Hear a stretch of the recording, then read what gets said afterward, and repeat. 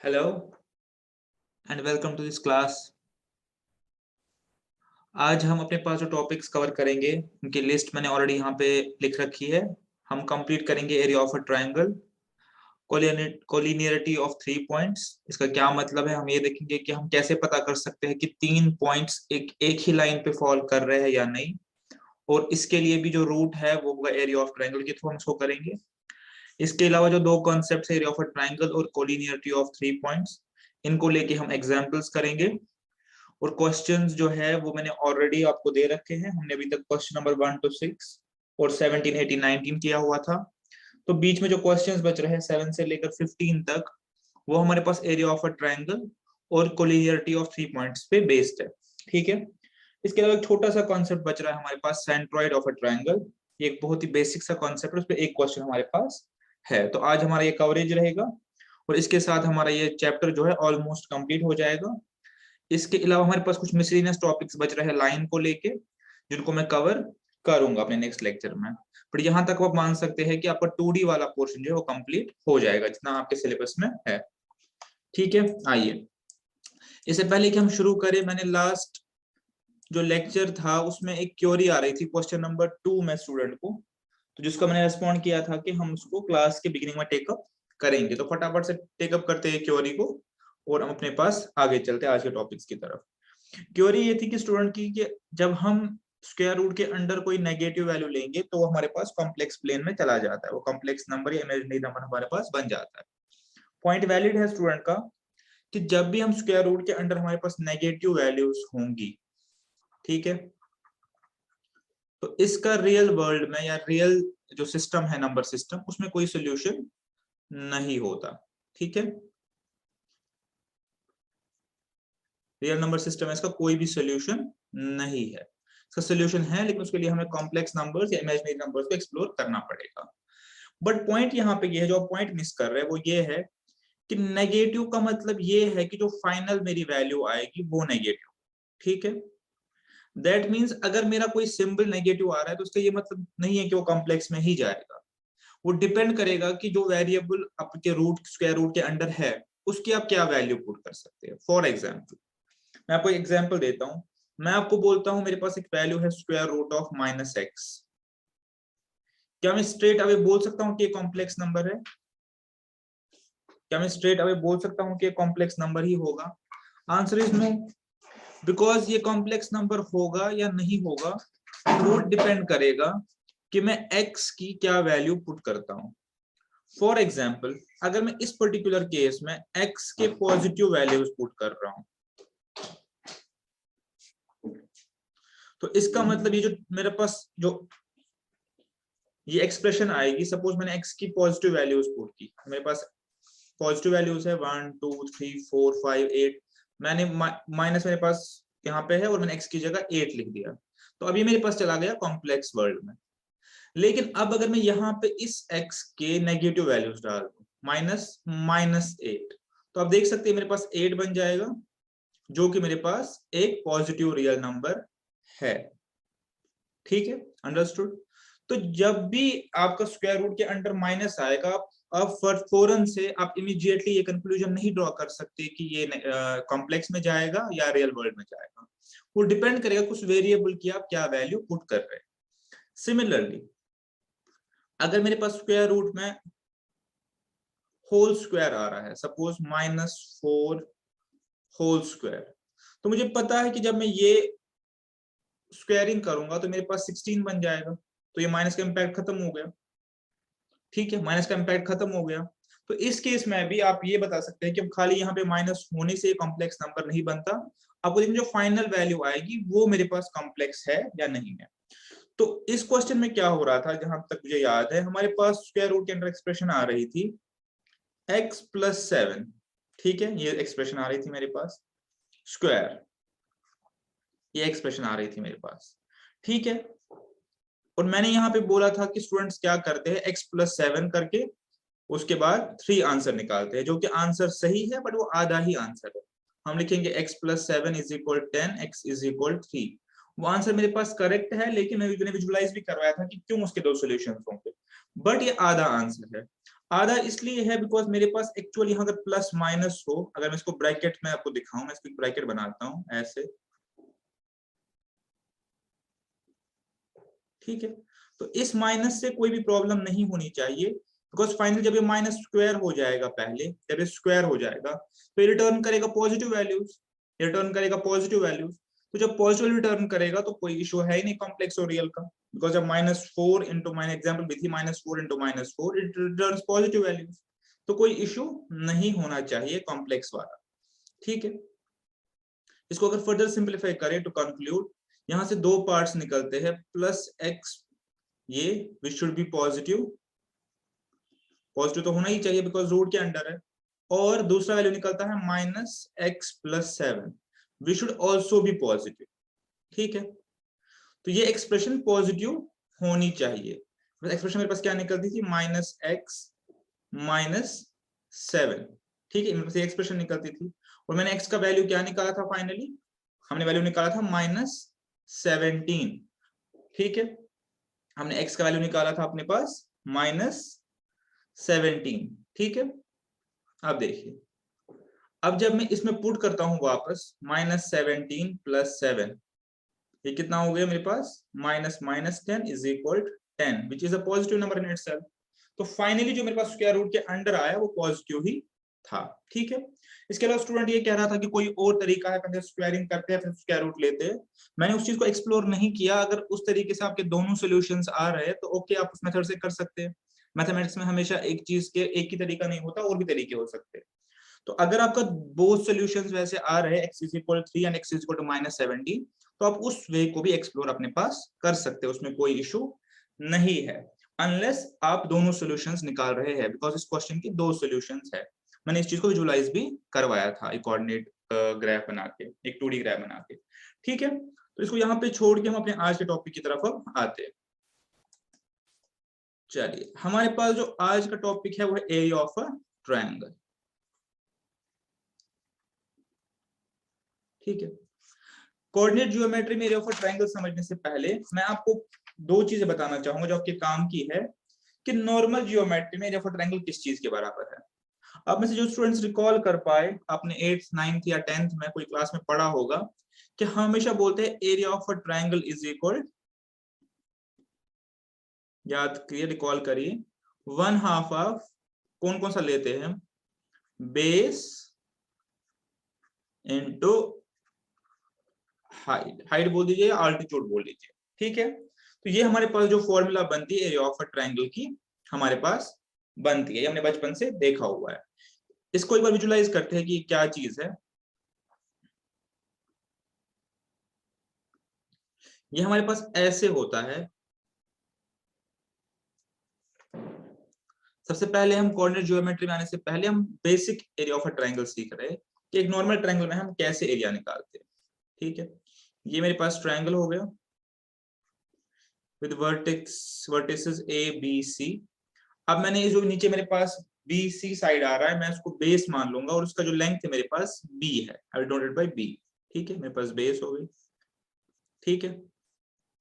अब अगर मैं इस पॉइंट से परपेंडिकुलर ड्रॉ करूं, 90 डिग्री ड्रॉ करूं इस बेस पे, तो इस लेंथ को हम बोलते हैं हाइट, और मेरे पास सॉल्यूशन जो आता है 1/2 ऑफ बेस इनटू हाइट, ठीक है। अब ये आता कहां से है, ऑल्दो आपके करिकुलम में नहीं है, जस्ट जनरल नॉलेज के लिए। अगर मैं इस रेक्टेंगल को पूरा करूं, ठीक है, मैं डॉटेड लाइन से, ब्लैक डॉटेड लाइन से रेक्टेंगल को पूरा कर रहा हूं,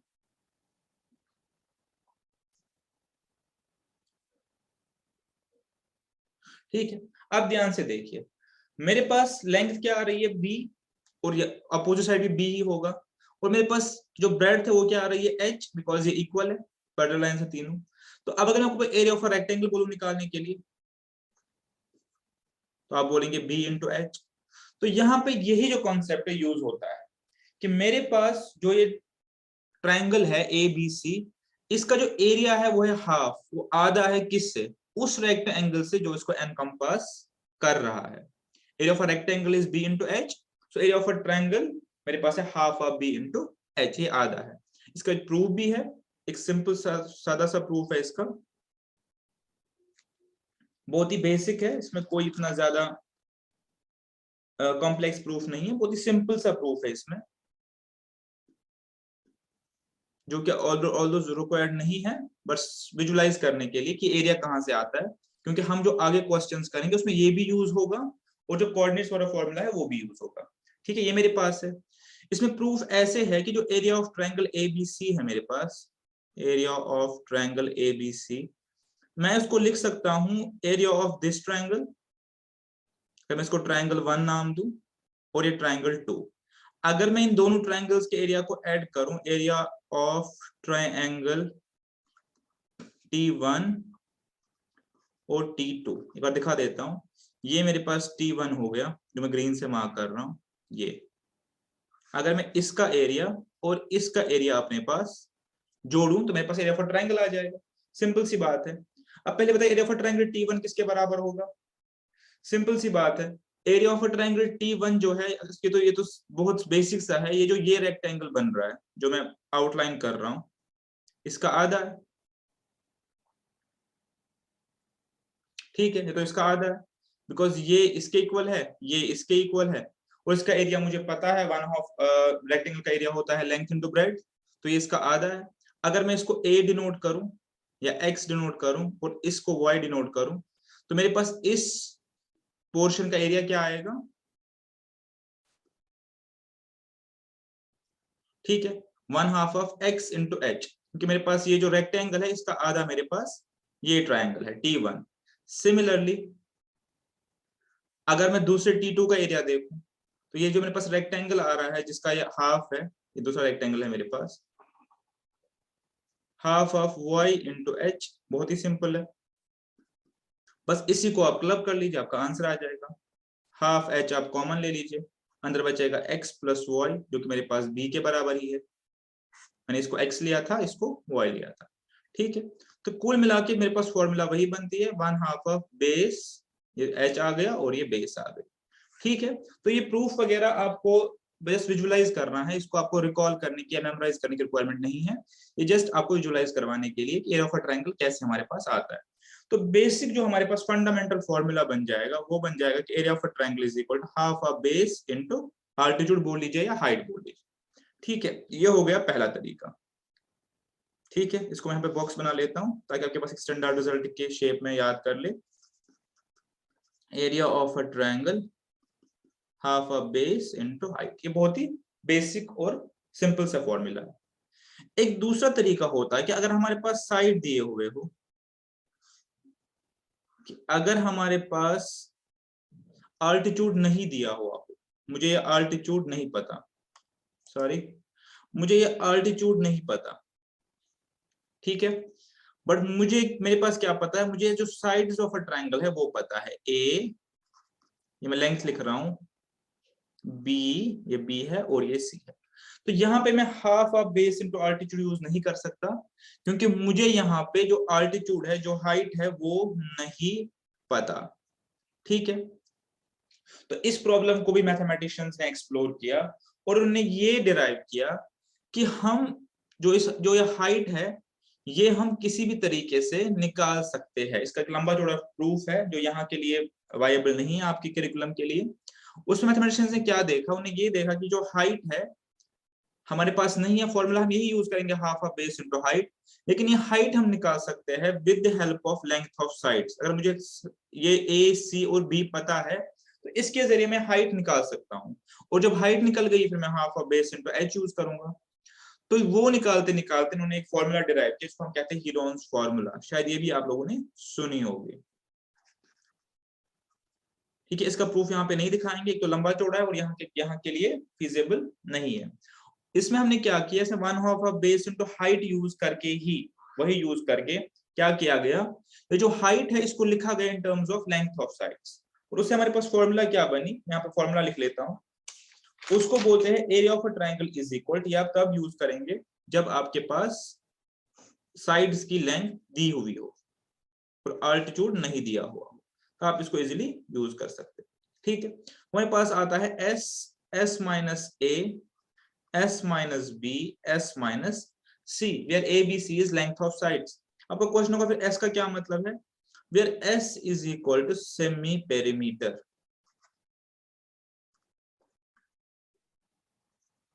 ठीक है, जो कि इक्वल है a plus B plus C upon 2 semi perimeter.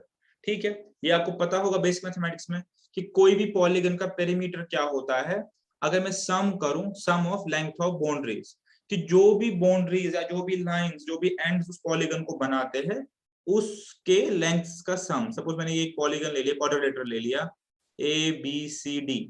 अगर मुझे इसका पेरीमीटर निकालना तो मैं क्या करूंगा, मैं इस लेंथ को ऐड करूंगा इसके साथ, इसके साथ और इसके साथ, इसका पेरीमीटर बनता है। ठीक है, इसे आप सर्कल का पेरीमीटर भी निकाल सकते हैं। हमें ये पूरी लेंथ जो है इसको कैलकुलेट करना है, इसकी अपनी फॉर्मूलाज है।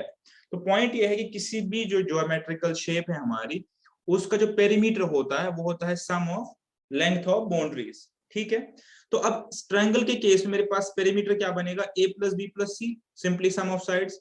लेकिन फॉर्मूला हमारे पास s है, पेरीमीटर नहीं है, सेमी पेरीमीटर है। हमें क्या करना है, पेरीमीटर का आधा करना है।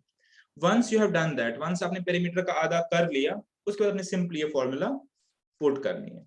ठीक है, तो अभी तक मेरे पास दो फॉर्मूलाज आ गई रफर ट्रायंगल के लिए। एक half of base into height, जब आपके पास अल्टीट्यूड दिया हुआ हो। जब अल्टीट्यूड नहीं दिया हुआ, जब खाली लेंथ ऑफ साइड दिया गया हो, तब आप हीरोन्स फॉर्मूला को यूज करके square root of s, s minus a, s minus b, s minus c को यूज करेंगे, where s stands for semi perimeter. ठीक है, तो ये जो बातें है ये कोऑर्डिनेट ज्योमेट्री से रिलेटेड नहीं है, लेकिन ये एक नॉर्मल ज्योमेट्री से रिलेटेड बातें है। ठीक है, लेकिन हमें आगे काम आएंगी, तो इसलिए हमने इनको यहाँ पे डिस्कस कर लिया। ठीक है,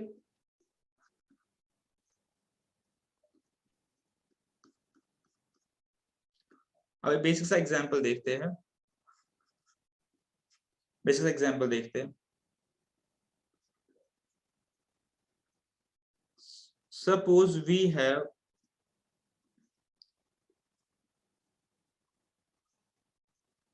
a right angled triangle with hypotenuse 5 centimeter and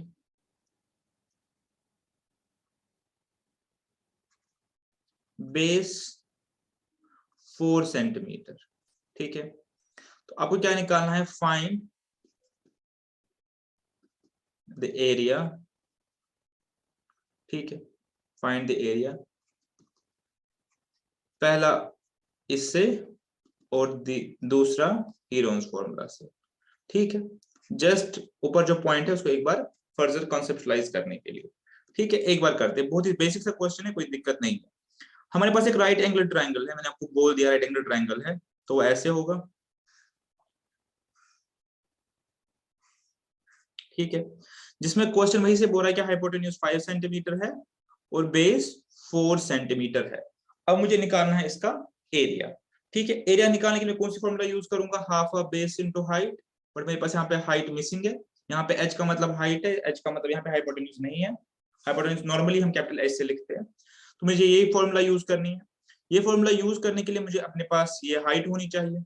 ठीक है, और मैं इसको निकालूंगा बाय यूजिंग पाइथागोरस थ्योरम। अब मुझे पता है base square plus altitude square is equal to hypotenuse square. तो मेरे पास ये आ जाएगा 4 स्क्वायर और ये आ जाएगा 5 स्क्वायर। तो a मेरे पास आ जाएगा 25 माइनस 16 और a मेरे पास आ जाएगा रूट ऑफ 9, जिसको भी मैं 3 लूंगा। ठीक है, यहाँ पे मैंने इसको 3 निकाल दिया। जब मेरे पास ये 3 आया, अब मुझे एरिया निकालना आसान है, half of base into altitude, मेरे पास 6 स्क्वायर यूनिट्स इसका एरिया आ गया। ठीक है, 6 स्क्वायर यूनिट्स। ठीक है, बिकॉज ये अपने आप में ही अल्टीट्यूड है, बिकॉज पहले ही दिया गया कि राइट एंगल ट्रायंगल है, तो 90 डिग्री मुझे पहले ही पता चल गया। ठीक है, ये हो गया। अब दूसरा मैंने बताया बाय हीरोन्स फॉर्मूला। सबसे पहले आप क्या निकालेंगे, semi perimeter. s is equal 5 plus 3 plus 4 upon 2, जो कि हो गया 8 4 12 डिवाइडेड बाय 2 इज इक्वल 6। अब आप फॉर्मूला यूज करेंगे simply, semi perimeter s minus a, s minus b, s minus c। आप किसी को इसी ले सकते हैं, कोई फर्क नहीं पड़ता इस केस में। 6 इंटू 1 इंटू 2 इंटू 3।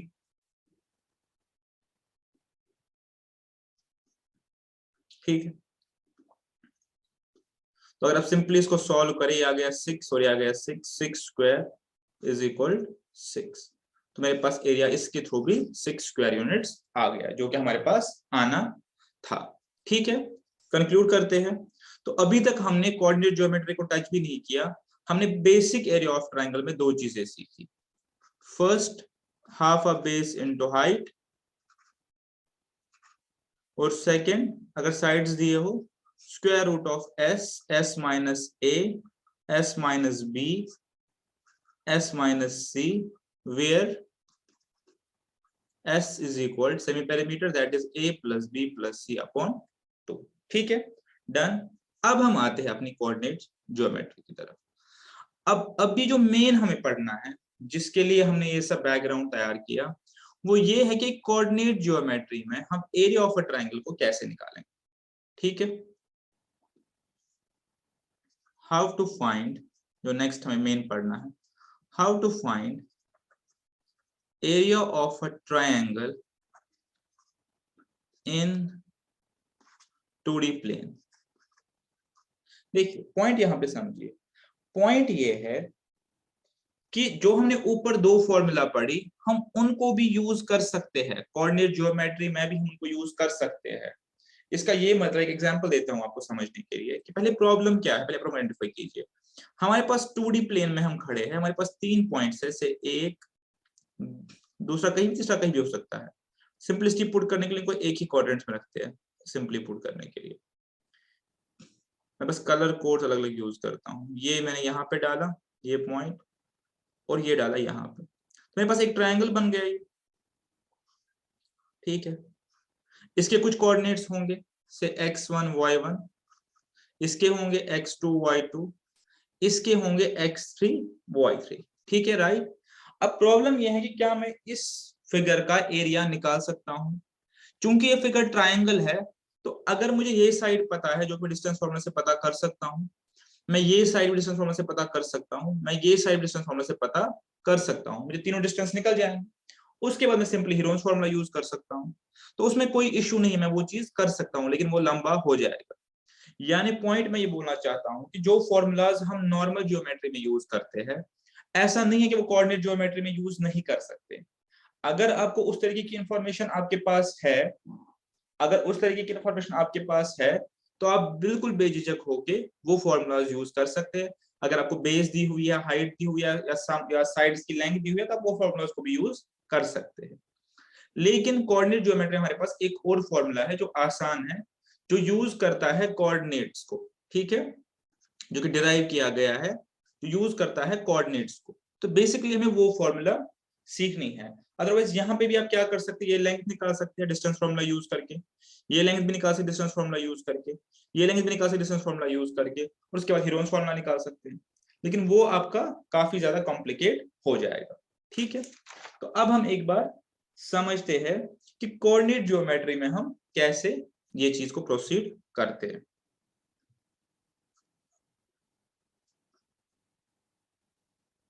ठीक, तो अब हम समझते हैं। लेट अस प्रिज्यूम कि हमारे पास एक ट्रायंगल है। ठीक है, अभी मैं टू द स्केल नहीं बना रहा।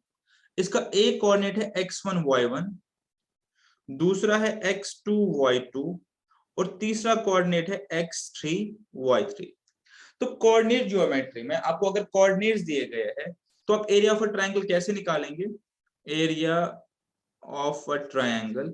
ठीक है, आप इसको ऐसे शुरू करेंगे, हाफ ऑफ वन हाफ, ऊपर वाला बेस वाला वन हाफ। ठीक है, तो स्टार्ट करेंगे आप अपने x1 से। ठीक है, अपने x1 से स्टार्ट किया।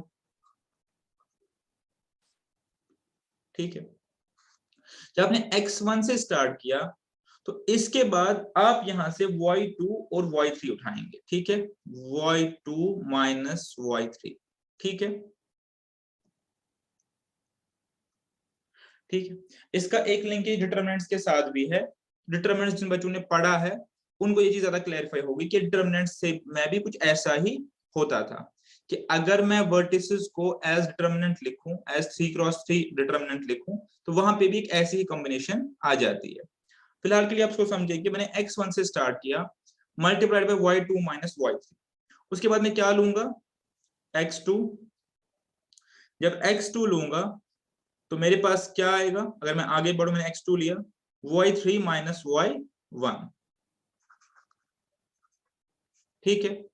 और उसके बाद लास्टली मैं क्या लूंगा, x3, तो बचेगा क्या, y1 माइनस y2।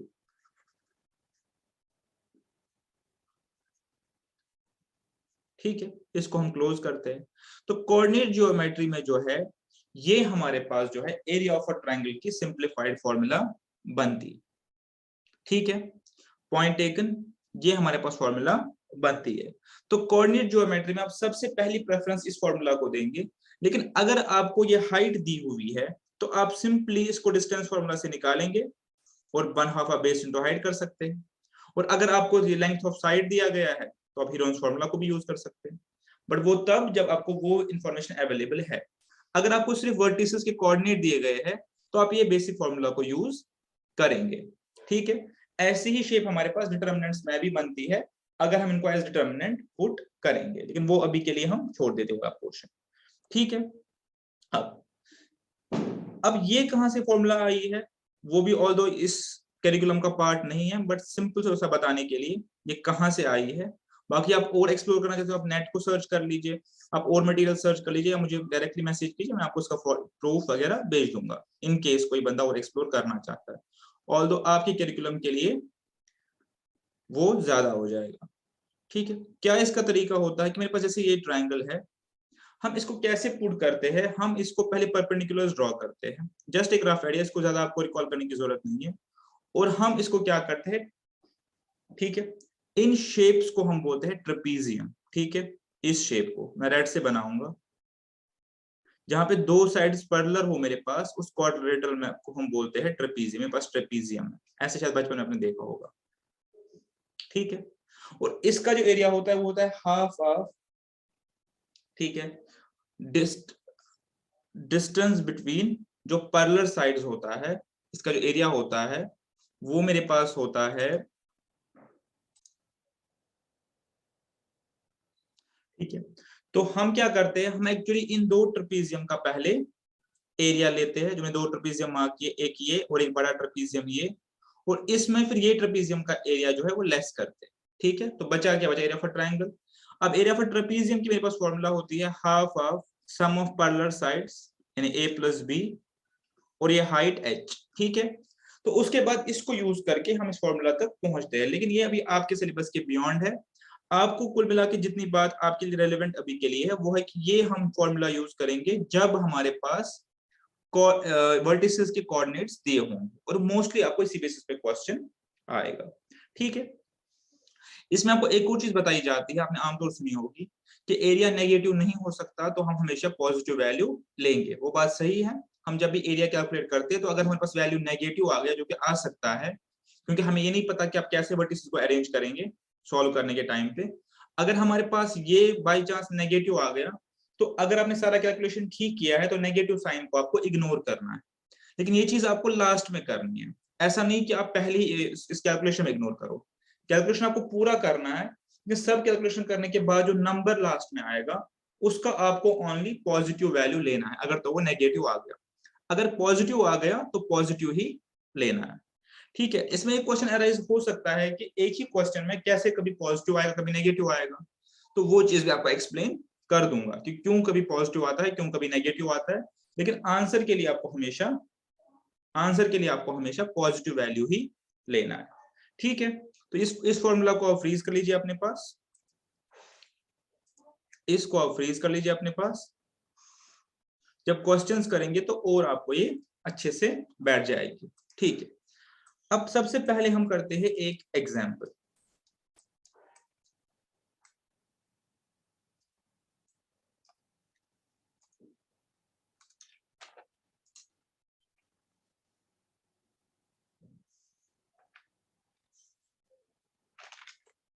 सबसे पहले हम एक सिंपल एग्जाम्पल करते हैं इस चीज को समझने के लिए, ठीक है। समझिए, अपने अपने पास समझिएगा इस चीज को।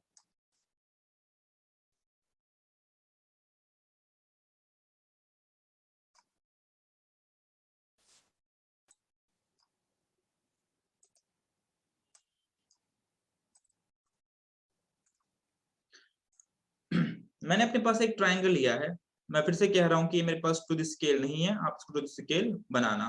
हो सकता है पॉइंट्स की पोजीशनिंग भी ऊपर नीचे हो, लेकिन मेरा भी पॉइंट कुछ और है, आप टू द ग्राफ इसको बना सकते हैं। तो इसका एक वर्टेक्स मेरे पास है 8 और -4, ठीक है। ये एग्जांपल ध्यान से देखिएगा, 3 और 6 और -2 और 4, ठीक है, ABC। अब आपको क्वेश्चन आया कि find area of this triangle, ठीक है।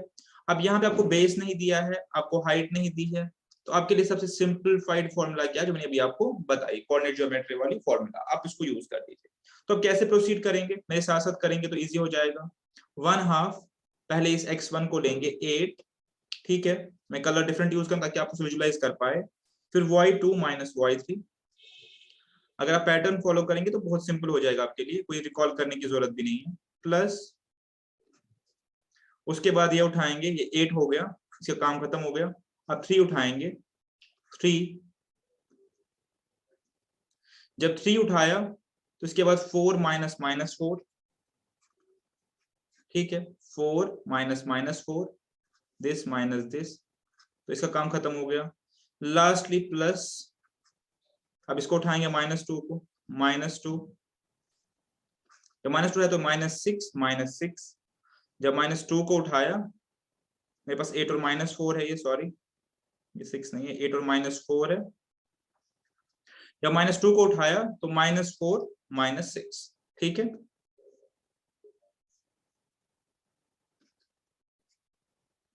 और इसको करेंगे हम क्लोज ब्रैकेट को।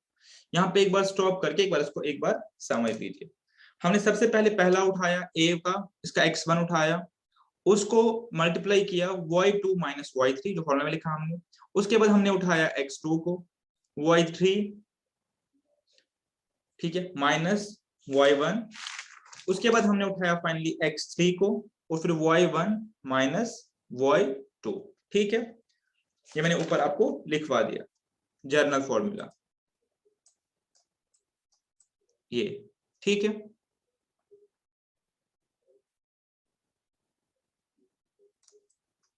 इसी को हमने यहाँ पे यूज किया।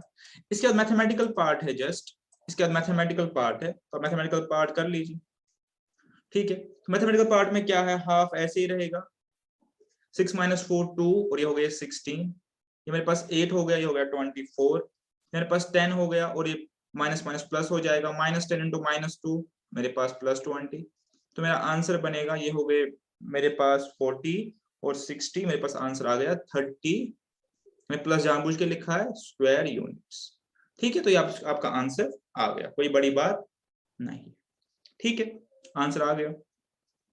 अब एक क्वेश्चन जो अराइज हो सकता है वो ये हो सकता है कि अगर फॉर एग्जाम्पल आप यहां मैंने x1 x2 इसको x1 y1 इसको लिया, ठीक है, उसे मैंने इसको x2 y2 यहाँ पे डीम किया, और इसको x3 y3, ठीक है। तो इसमें एक क्वेश्चन हो सकता है कि अगर आप यहां से ना आने के बजाय इधर से अप्रोच करते, अगर आप यहां से ना आने के बजाय इधर से अप्रोच करते, तो आंसर क्या आता, हम उसको भी टैकल कर सकते हैं। बिकॉज हम किसको first point, second point, third point लेंगे, वो आपकी पूरी मर्जी पे डिपेंडेंट है, उससे कोई फर्क नहीं पड़ना चाहिए। अगर आप विजुअलाइज भी करें तो कोई फर्क नहीं पड़ना चाहिए।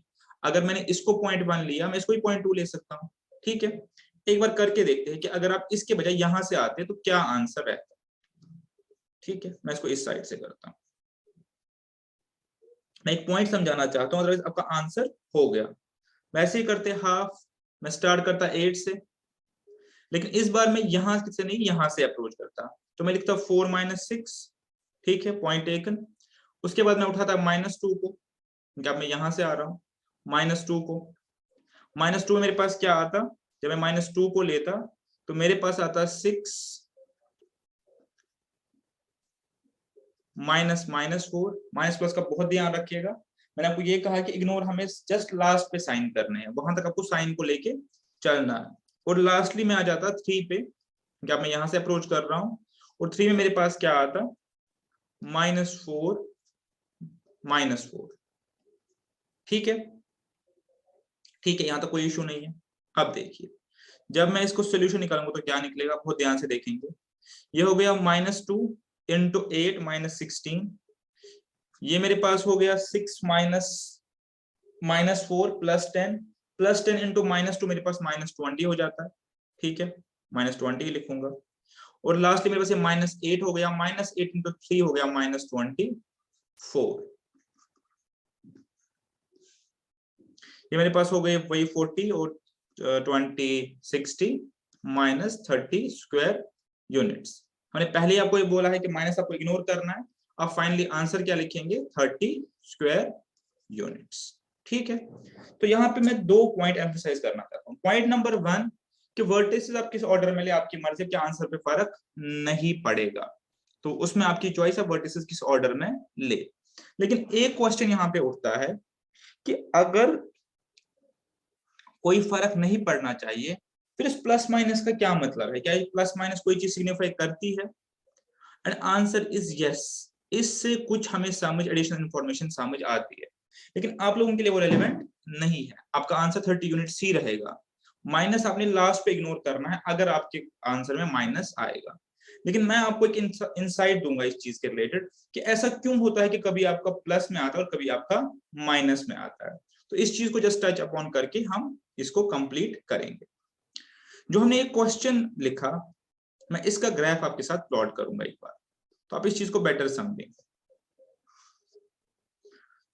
हमारे पास एक पॉइंट क्या था, मैं यहाँ पे 3 पॉइंट्स को लिख रहा हूँ। मेरे पास एक पॉइंट था 8 और -4, दूसरा था 3 और 6, तीसरा था -2 और 4। आई थिंक यही मेरे पास पॉइंट्स थे।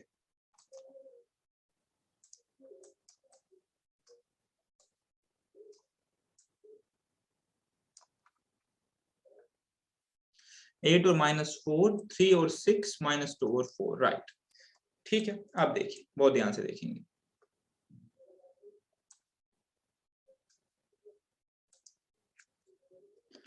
अब अगर मैं चाहूं मैं इन पॉइंट्स को प्लॉट करूं अपने पास, तो अप्रोक्सीमेट प्लॉट करना है। अपने ग्राफ पे एग्जैक्ट प्लॉट कर सकते हैं 8 और -4। Let us presume this is 8, presume, and this is -4। तो मेरे पास ये पॉइंट आ गया 8 और -4, ठीक है। हमने सीखी, प्लॉटिंग करनी सीखी हमने। नेक्स्ट पॉइंट इज 3 और 6। अगर ये 8 है तो ये 4 होगा, ये 3 होगा, और मोटा मोटा 6 यहाँ पे होगा। तो let us presume this is 3 and 6, ठीक है। एंड लास्टली -2 एंड 4, x -2 इधर हो सकता है, और 4 अगर 6 है तो 4 पे इधर हो सकता है। तो ये मेरे पास -2 और 4, x -2 और y +4। अब एक बार ट्राइंगल को बनाइए।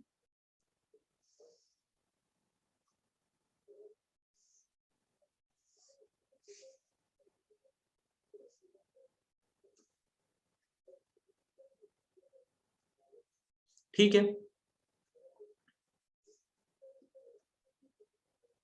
अब इसका एरिया मुझे क्या निकला, 30 स्क्वायर यूनिट्स दोनों केस में, ठीक है।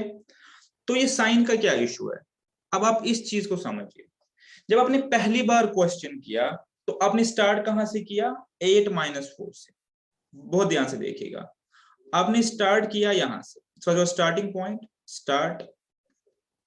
उसके बाद आप किस पॉइंट, यहाँ जब आपने यहां से 8 -4 से स्टार्ट किया, तो आपके पास 2 चॉइसेस है। इधर आप 3 6 से जा सकते हैं, या आप -2 4 से जा सकते हैं। तो पहली बार में आपने क्या किया, आप 3 और 6 से गए, ठीक है। आप 3, तो आपकी डायरेक्शन ये थी पहली बार, ठीक है। उसके बाद ये थी, ठीक है। तो पहली बार हमने ये चॉइस यूज की। हमने पहली बार 8 4 से स्टार्ट किया, उसके बाद 3 6 पे गए, फिर लास्टली -2 4 पे गए, ठीक है। Point taken. तो जो मैंने एरोज बनाए हैं, आप मुझे बताएंगे ये एंटी क्लॉकवाइज है या क्लॉकवाइज है। ध्यान से देखेंगे, जो मैंने एरोज बनाए हैं ये मेरे पास एंटी क्लॉकवाइज मूवमेंट है, ठीक है। अब मैं दूसरी मूवमेंट ग्रीन से प्लॉट करता हूं। दूसरी बार मैंने क्या किया, मैं 8 4 से पहले -2 4 पे गया, और उसके -2 4 से फिर 3 6 पे गया। ऑल्दो एरिया जो है, जो उसने इस ग्राफ ने जो एरिया कवर किया उसमें तो कोई फर्क नहीं पड़ेगा, लेकिन दूसरी बार में जो मूवमेंट था वो क्लॉकवाइज मूवमेंट था, ठीक है। तो कोऑर्डिनेट ज्योमेट्री के केस में जब आप एंटी क्लॉकवाइज मूवमेंट करते हैं, एंटी क्लॉकवाइज मूवमेंट करते हैं, ठीक है, anti clockwise movement across the periphery of triangle, तो आपका रिजल्ट जो है एंटी क्लॉकवाइज के केस में पॉजिटिव आता है, इसलिए पहली बार आपका जो आंसर है पॉजिटिव आया। और यही मूवमेंट अगर आप क्लॉकवाइज करेंगे तो आपका रिजल्ट आएगा नेगेटिव, दूसरी बार हमारा रिजल्ट नेगेटिव आएगा। लेकिन फाइनली जो आपको आंसर लिखना है वो हमेशा पॉजिटिव में ही रिटर्न करना है। तो इस माइनस की सिग्निफिकेंस है लेकिन आपके लिए रेलेवेंट नहीं है। Point taken. तो कुल मिलाकर हमने फॉर्मूला भी समझी और माइनस प्लस का इशू भी समझ लिया, लेकिन फाइनली हमने पॉजिटिव वैल्यू रिटर्न ही करने हैं, ठीक है। बट जो ये एंटी क्लॉकवाइज और क्लॉकवाइज है with respect to 2D plane है, यानी अगर आप रैंडमली कोई पॉइंट लिखेंगे उससे फर्क नहीं पड़ेगा। जब आप 2D प्लेन पे उसको ड्रॉ करेंगे और फिर क्लॉकवाइज एंटी क्लॉकवाइज मूव करेंगे तो आपका आंसर प्लस और माइनस में आ जाएगा। चाहे तो आप इस चीज को एक्सप्लोर कर लीजिए बहुत सारी एग्जांपल्स लेके, ठीक है। हम इसे ज्यादा टाइम स्पेंड नहीं करते, हमारे हिसाब से ये सफिशिएंटली हो गया एक्सप्लेन। चलिए अब एक क्वेश्चंस पे आने से पहले, क्वेश्चन नंबर 7 आने से पहले एक और सिंपल सा पॉइंट है उसको यहाँ पे डिस्कस कर लेते हैं, वो है कोलिनियरिटी ऑफ पॉइंट्स, ठीक है।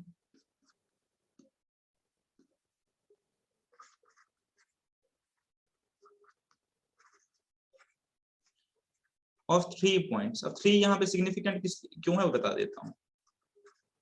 देखिए कुछ बेसिक चीजें लिनियर इक्वेशन वाली रिपीट करता हूं फटाफट से, कि अगर हमारे पास प्लेन पे एक पॉइंट है, दो चीज है, एक पॉइंट है, इसके थ्रू कितनी लाइंस जा सकती है। आपको ये भी मैंने बताया वहां पे समझाया था कि एक लाइन रिप्रेजेंट करती है लिनियर इक्वेशन इन 2 वेरिएबल्स।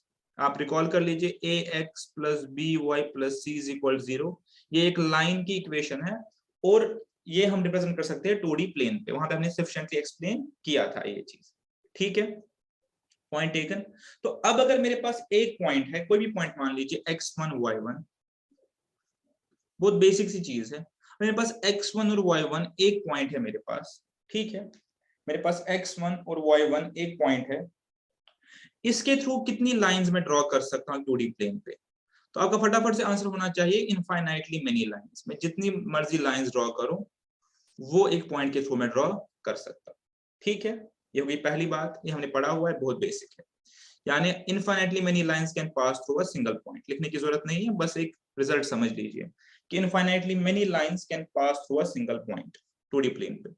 दूसरा, इसी का उल्टा, अगर मेरे पास एक लाइन है 2D प्लेन पे, एक लाइन है से लाइन L, इस पे कितने पॉइंट्स हो सकते हैं। आपका आंसर फिर से होगा इनफाइनाइटली मेनी पॉइंट्स। आपका आंसर फिर से वही होगा infinitely many points. So we have infinitely many points on a single line.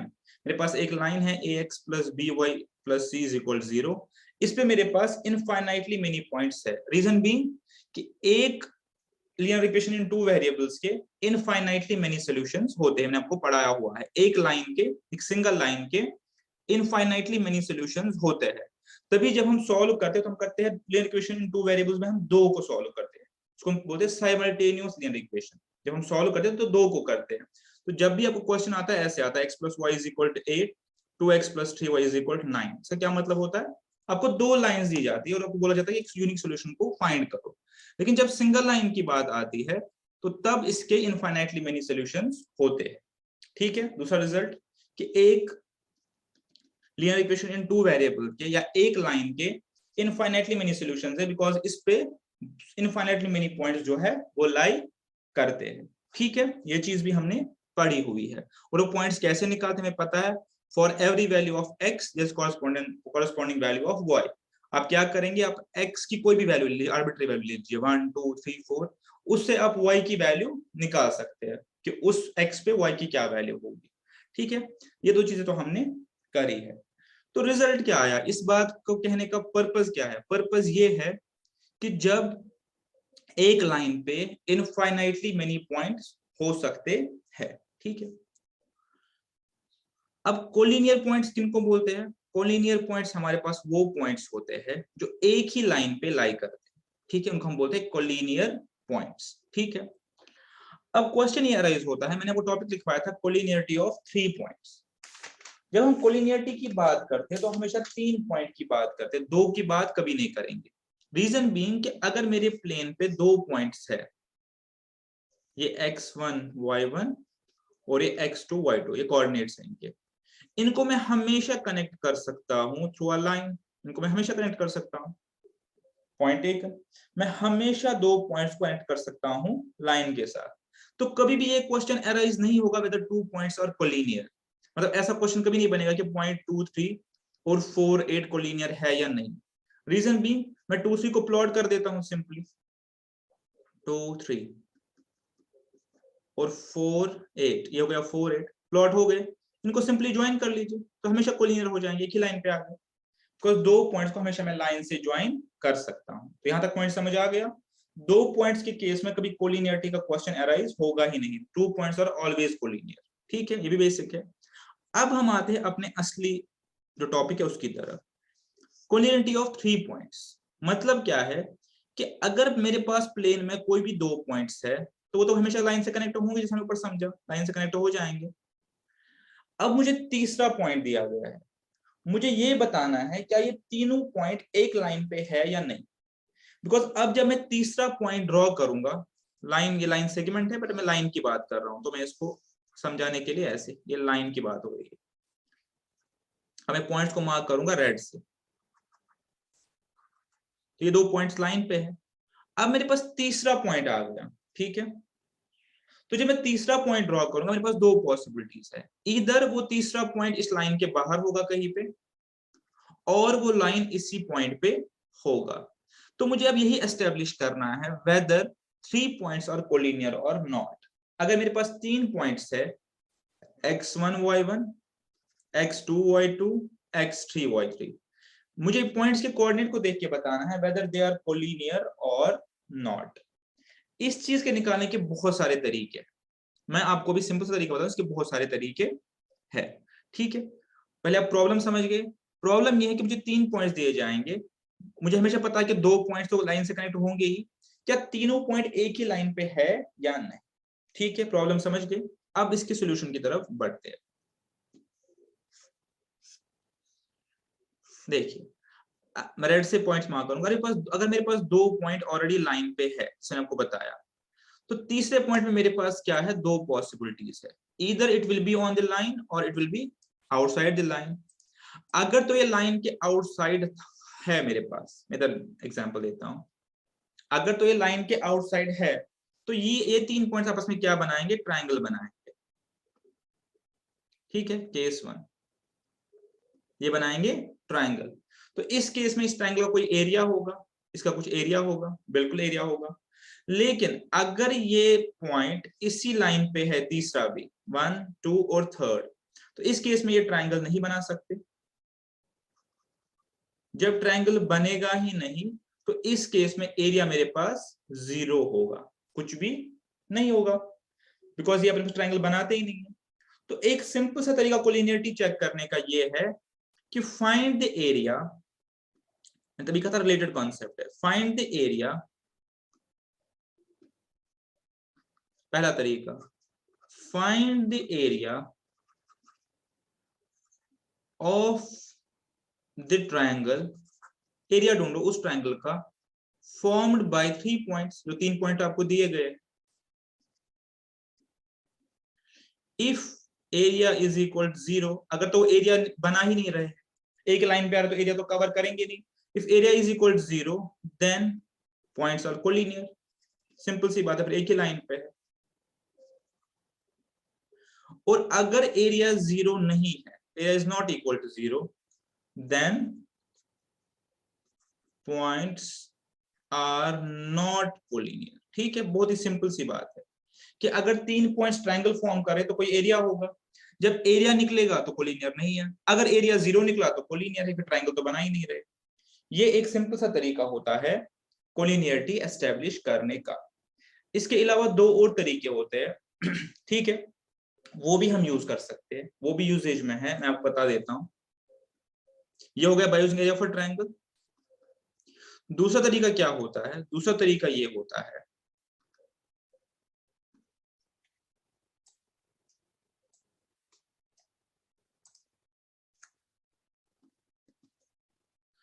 कि अगर मेरे पास 3 पॉइंट्स, इनको नाम दे दीजिए ए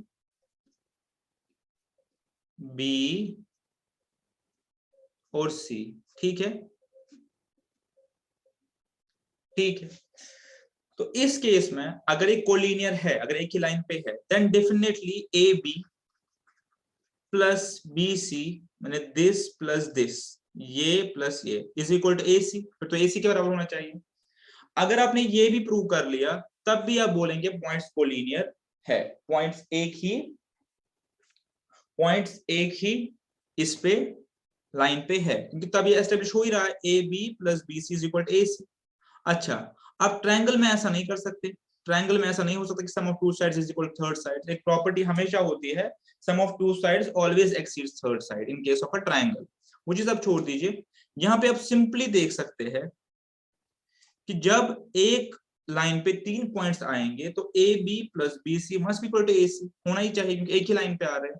तो इस केस में आप बाय यूजिंग डिस्टेंस फॉर्मूला, अगर वो तरीका आपको फीजिबल लगा, पहले ये डिस्टेंस निकाल लीजिए, पहले ये तरीका निकाल लीजिए, फिर ये डिस्टेंस निकाल लीजिए, उसके बाद ये डिस्टेंस निकाल लीजिए। और अगर तो ये इस फॉर्मेट में हुए, अगर तो ये A B plus B C is equal to A C cover कर रहे होंगे, तब भी आप बोल सकते हैं पॉइंट्स कोलिनियर है। ये भी एक तरीका, ठीक है। इसके अलावा 2 तरीके हैं जो मैं अभी आपको नहीं करवा रहा, बस मैं यहाँ पे नोट करवा देता हूँ।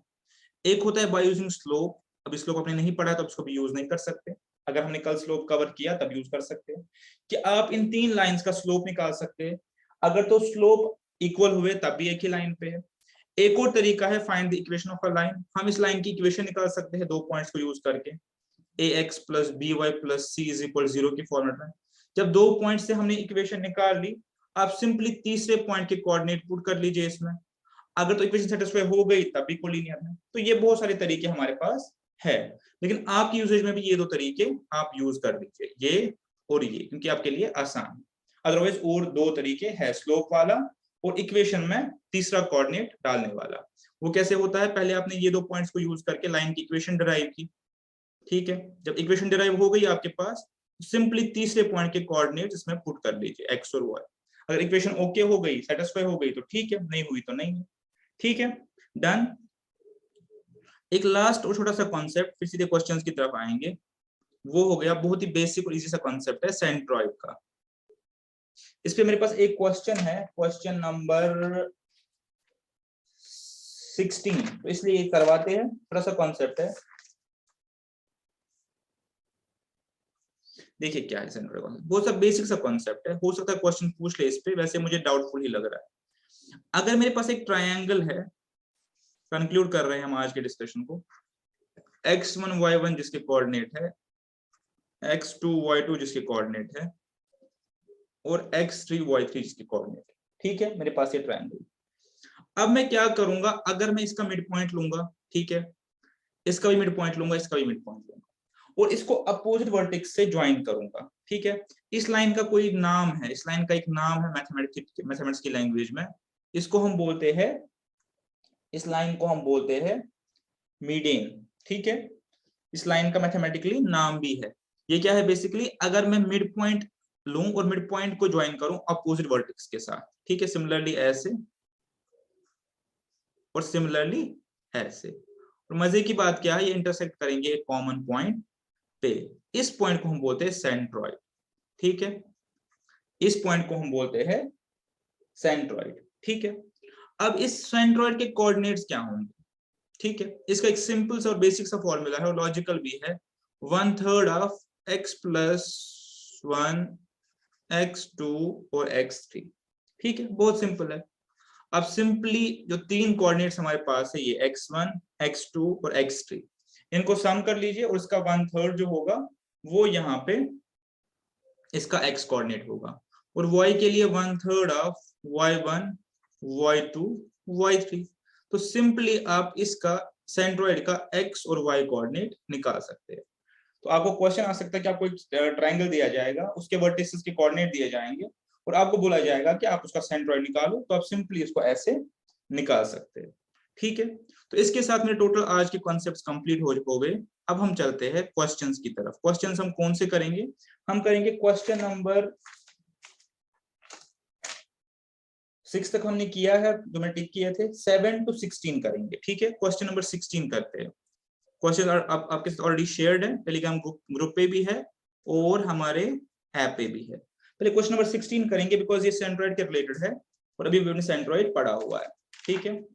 तो क्वेश्चन क्या है मेरे पास, if two vertices of a triangle are 5,4 and -2 4 and centroid is 5,6 then third vertex is, देखिए बहुत इजी क्वेश्चन है कि मेरे पास एक ट्रायंगल है जिसके 2 वर्टिसेस दिए हैं, क्वेश्चन नंबर 16 है ये, एक है 5,4, दूसरा है -2,4, तीसरा मुझे नहीं पता, मैं XY लिखता हूं, बट इसका सेंट्रोइड दिया है 5,6,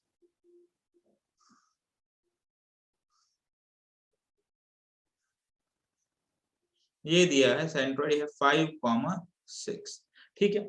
आपको ये फाइंड आउट करना है थर्ड वर्टेक्स, तो बहुत ही इजी है, अभी आप करेंगे।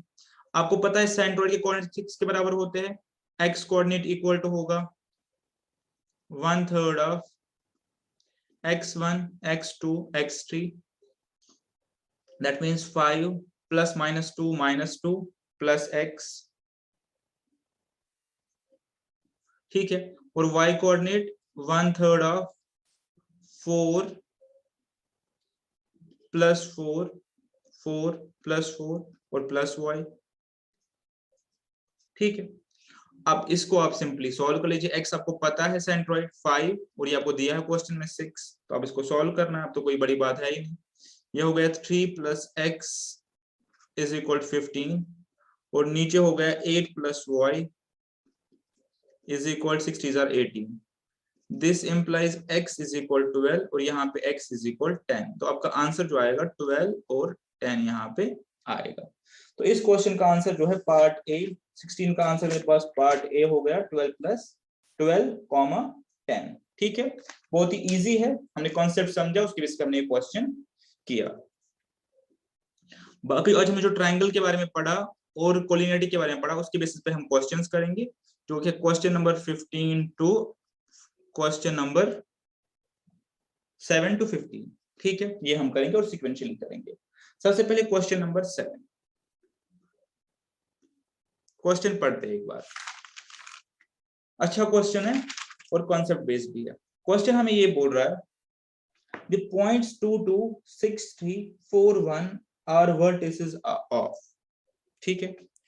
क्वेश्चन ये हमें बोल रहा है कि मेरे पास एक ट्रायंगल है 2 2 6 3 4 1 और ये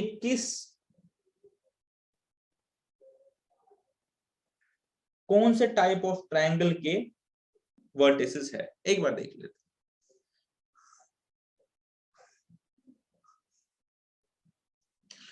क्या क्या पॉइंट्स है, 2 2, दूसरा दिया गया है 6 3 और तीसरा दिया गया है 4 11। आपको ये बताना है कि कौन से ट्रायंगल के वर्टिसेस है, और आपके पास ऑप्शंस है equilateral, right angle, isosceles, scalene और नाम दिया। पॉइंट क्या है, जो भी आपको ऑप्शंस दिए हैं, ठीक है, they all have to do with the length of sides. अगर मुझे लेंथ ऑफ साइड्स इक्वल है तो मैं इक्विलेटरल बोलूंगा, अगर तो मुझे पाइथागोरस थ्योरम प्रूव हो गई तो मैं बोलूंगा कि राइट एंगल ट्रायंगल है, अगर तो दो अपोजिट साइड्स हुए तो बोलूंगा आइसोसेलेस ट्रायंगल है, ठीक है। सबसे पहला मेरे इस क्वेश्चन में काम क्या होगा, मैं फटाफट से लेंथ ऑफ साइड्स निकालूं। मैं क्या करूं, सबसे पहले let us name the vertices A B C और फटाफट by using distance formula find the distance. मुझे एरिया तो नहीं निकालना, अभी एरिया का क्वेश्चन तो है ही नहीं, ये क्वेश्चन है कि कौन से टाइप ऑफ ट्रायंगल है ये। तो अगर मैं ए बी निकालूं तो किसके बराबर आएगा, फटाफट से बताएंगे। अगर मैं ए बी निकालूं तो किसके बराबर आएगा, मैंने आपको बताया डिस्टेंस फार्मूला में सबसे आसान तरीका क्या है कि आप माइनस कर सकते हैं। तो सबसे पहले रूट ऑफ 6 - 2 हो गया 4 स्क्वायर, 3 - 2 हो गया 1 स्क्वायर, ये हो गए 16 और 1 17, रूट 17, ठीक है, leave it as it is. उसके बाद हम निकालते हैं ए सी, दूसरा निकालते हैं रूट ऑफ 4 - 2 2 स्क्वायर, 11 - 2 9 9 स्क्वायर, 81 और 4 हो गए 80 81 81 81 और 4 हो गए 85, ठीक है।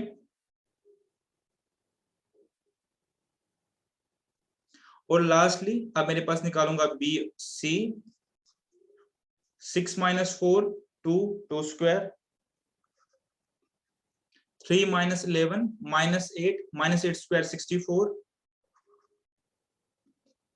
64 और 4 68। ठीक है, अब मुझे ये साइड्स निकल गए। अब मुझे बताइए, ये मैंने डिस्टेंस निकाली बाय यूजिंग डिस्टेंस फॉर्मूला। अगर आपको ये रिकॉल नहीं हो रही तो मैं याद दिलाता हूं, कल हमने पढ़ा था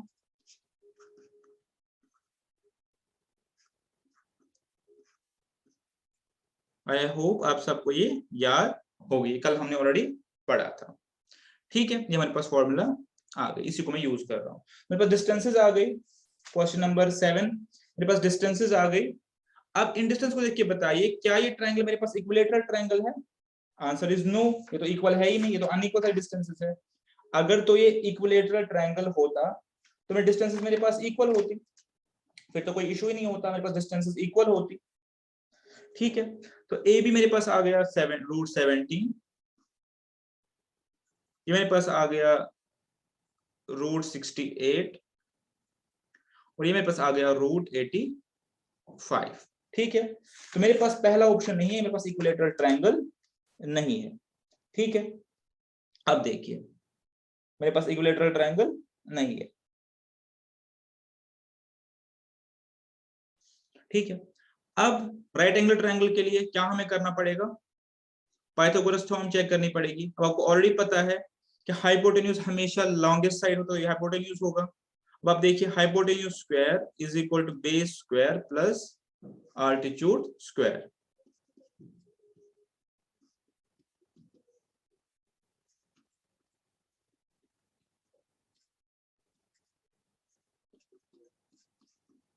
अगर आप इस चीज को देखिए तो स्क्वायर और रूट कैंसिल हो जाएगा हर जगह, तो मेरे पास आएगा 85 इज इक्वल 68 + 17, जो कि मेरे पास बिल्कुल इसके बराबर आ रहा है।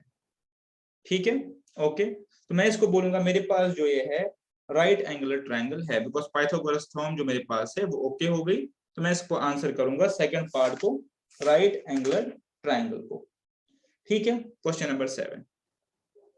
अगर दो साइड्स इक्वल तो आइसोसेलेस ट्रायंगल कर लेता, अगर दो साइड्स इक्वल होते, बट दूसरा पार्ट ही हो गया तो मैं आगे इसमें फिर फर्दर नहीं जाऊंगा। Question number 8। ठीक है, क्वेश्चन नंबर 8, क्वेश्चन नंबर 8 कहता है if the point xy is equidistant from 7 1 and 3 5, okay, find x minus y। ये देखिए अच्छा क्वेश्चन है ये।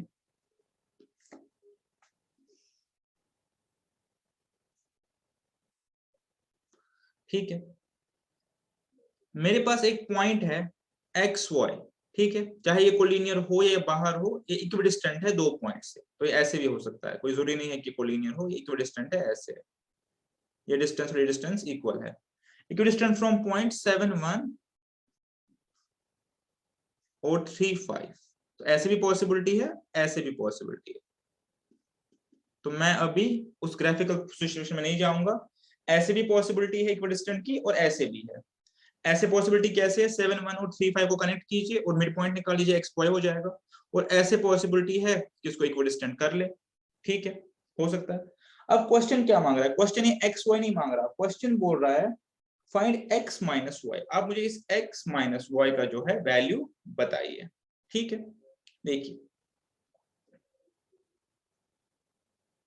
इन्होंने नाम नहीं दिए, हम नाम देते हैं इसका ए, इसको हम लेंगे बी और इसको हम लेंगे पॉइंट पी नाम दे सकते हैं। तो अगर हम इसको यूज करें तो बाय यूजिंग जो हमें क्वेश्चन में दिया गया है ए पी और पी बी इक्वल होने चाहिए, बिकॉज इक्विडिस्टेंट है, ये क्वेश्चन ने दिया हुआ, ये गिवन है हमारे पास। तो क्या मैं ए पी को निकाल सकता हूं? आराम से निकाल सकता हूं बाय यूजिंग डिस्टेंस फॉर्मूला।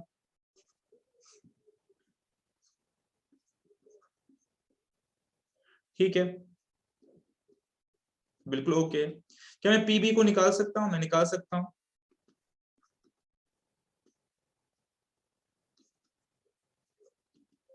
आपको x2 माइनस x1 और x1 माइनस x2 में कंफ्यूज नहीं होना, मैंने पहले ही कहा क्योंकि ऊपर स्क्वायर है हम उनको रिप्लेस कर सकते हैं, फाइनली वो माइनस कट जाएगा। यानी मैं x माइनस 3 भी लिख सकता हूँ, 3 माइनस x भी लिख सकता हूँ। लेकिन जब मैं x माइनस 3 लिखूंगा फिर y माइनस 5 लिखना है, मैंने कल एक्सप्लेन किया हुआ है। तो बस इसके बाद तो मैथमेटिक्स ही बचती है, इसके बाद तो कुछ नहीं करना, सिंपल इसको एक्सपेंड कीजिए और सॉल्व कीजिए, आपका जो रिजल्ट है वो आ जाएगा। a minus B whole square a square plus b square minus 2ab, 2a और b। सिमिलरली इसमें भी a square plus b square minus 2ab, 1 है तो कोई फर्क नहीं पड़ेगा। यहाँ पे a square plus b square minus 2ab similarly, और यहाँ पे भी a square plus b square minus 5 2 10 2ab। ठीक है, यहां तक आते थे मेरे जो लाइक टर्म्स है वो निकल जाएंगे, like X square Y square X square Y square निकल जाएगा मेरा। ठीक है,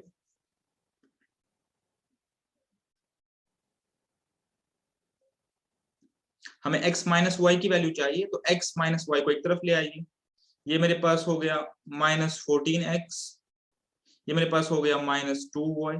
ध्यान से देखेंगे ये ऐसे ही एज इट इज है। 49 और 1 को एक तरफ ले जाएंगे,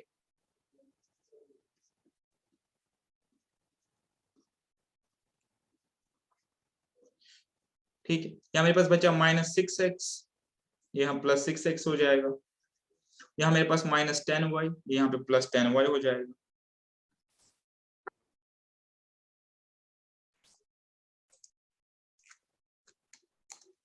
ठीक है, तो अब सिंपली हमने लाइक टर्म्स को पुट करना है और उसका आंसर निकालना है। यहां तक तो हमने कर ही लिया सारा। देखिए, तो ये मेरे पास माइनस 8x हो जाएगा, ये मेरे पास प्लस 8y हो जाएगा, और मैं ये मेरे पास यहाँ पे 34 और ये माइनस 50 मैंने ऑलरेडी बता दिया, मेरे पास हो जाएगा माइनस 16। ठीक है, अब मैं इसमें 8 कॉमन ले सकता हूं, तो मेरे पास बचेगा minus X plus Y is equal to minus 2। पर मुझे चाहिए क्या x माइनस वाई, तो इसको इधर ले आते हैं, या माइनस कॉमन भी निकाल सकते हैं, जैसे मर्जी आप करें, इसको इधर निकाल सकते हैं। तो मेरे पास x माइनस वाई जो है इज इक्वल टू, इसका आंसर आ जाएगा। तो इसका आंसर हो जाना चाहिए मेरे हिसाब से 2।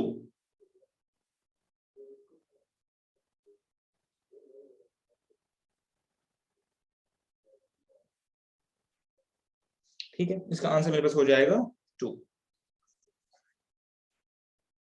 x minus Y is equal to. Question number 9 same है, तो इसको मैं एज अ होमवर्क पुट करता हूं।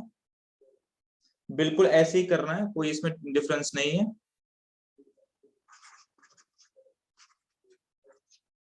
बिल्कुल ऐसे ही करना है आपने क्वेश्चन नंबर 9। अगर आपसे नहीं हुआ तो मुझे बताएंगे, बिल्कुल आपने इसी को फॉलो करना है, तो आपको इक्वेशन निकल जाएगी। जैसे हमने ये क्वेश्चन किया है, बिल्कुल आपको वैसे ही करना है। इसका आंसर बता देता हूँ, इसका आंसर है 10x + 4y = 23। That means part A. बिल्कुल ऐसे ही करना है। आई होप आपका ये हो जाएगा। क्वेश्चन नंबर 10 देख लेते हैं। क्वेश्चन पढ़ेंगे ध्यान से। The vertices of a triangle are so and so and so. Find the area of a triangle. ठीक है, तो बहुत ही बेसिक सा क्वेश्चन है, कर लेते हैं फटाफट से। एक ट्रायंगल के वर्टिसेस है 4 4, 3 -2, -3 16। आपको एरिया निकालना है, फॉर्मूला सिंपली यूज कर लीजिए जो आपको सिखाई है। 4 से स्टार्ट करते हैं, 4, ठीक है, स्टार्ट किया तो -2 -16, साइन का खास ख्याल रखना है। नेक्स्ट आएगा मेरे पास 3 आएगा तो ये आएगा 16 -4, ठीक है, और लास्टली मेरे पास आएगा -3, तो -3 आएगा तो उसके बाद मेरे पास आएगा 4 -2। ठीक है, आप ध्यान से इसको सॉल्व कर लीजिए। -2 -16 हो गया -18, और -18 × 4 हो गया -72। ठीक है, 16 - 4 हो गए 12, 12 इधर हो गए 36, तो बच गया मेरे पास -36 बच गया, और लास्टली 4 -2 हो गए 6 + 6 और -18 है मेरे पास 36, और -18 हो गए -54। तो आंसर आ गया -27। इसको मैं लिखूंगा 27 स्क्वायर यूनिट्स। माइनस का मतलब मैंने आपको ऑलरेडी बता दिया है, कि हम क्लॉकवाइज मूवमेंट हमने करी होगी। अगर आप ग्राफ प्लॉट करेंगे तो हो सकता है क्लॉकवाइज मूवमेंट करी होगी। यहाँ पे आप ये मूवमेंट नहीं चेक करना, आप चेक करना जब मैं ग्राफ पे क्या मूवमेंट होगी, तो उसके लिए आपको ये पॉइंट्स प्लॉट करने पड़ेंगे ग्राफ पे। ठीक है, तो ये मेरे पास आंसर आएगा 27 स्क्वायर यूनिट्स। ठीक है, तो इसका आंसर हो गया मेरे पास पार्ट सी।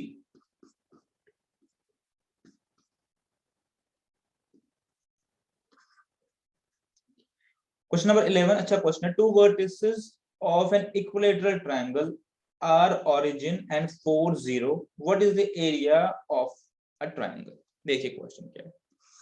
सबसे पहले क्वेश्चन बता रहा है कि इक्विलेटरल ट्रायंगल है, तो ठीक है सारे साइड्स इक्वल है। इसके जो दो कोने हैं, एक मेरे पास ओरिजिन है और एक 4 0। एक ओरिजिन है मतलब ये, दूसरा 4 0 है। बताइए 4 0 कहां पे होगा, ये 4 और y 0, ये मेरे पास का एक कोना है। ठीक है, तो ये मेरे पास कितना हो गया, ये मेरे पास हो गया 4 ये डिस्टेंस। ठीक है, और अब क्वेश्चन यही से कह रहा है कि ये मेरे पास कौन सा ट्रायंगल है, ये मेरे पास जो है इक्विलेटरल ट्रायंगल है। ठीक है, तो यहाँ पे कहीं पॉइंट होगा, ऑब्वियस सी बात है। ठीक है, यहाँ पे मेरे पास पॉइंट होगा, ये 4 आएगा और ये मेरे पास 4 आएगा। अब मैंने 4 4 डिस्टेंस खुद ही क्यों लिखी, क्योंकि ट्रायंगल मेरे पास जो है इक्विलेटरल दिया गया है। ठीक है, अब यहाँ पे मैंने आपको पहले ही बताया, जब मुझे तीनों साइड दिए गए हैं, ठीक है, मुझे वर्टेक्स निकालने की जरूरत ही नहीं है, मैं हीरोन्स फॉर्मूला यूज करके निकालूंगा। मेरा सेमी पीरियड किसके बराबर है, 4 + 4 + 4 डिवाइडेड बाई 2, ये हो गया 6। मेरे पास आंसर आएगा √6, 6 - 4, 6 - 4, 6 - 4। ठीक है,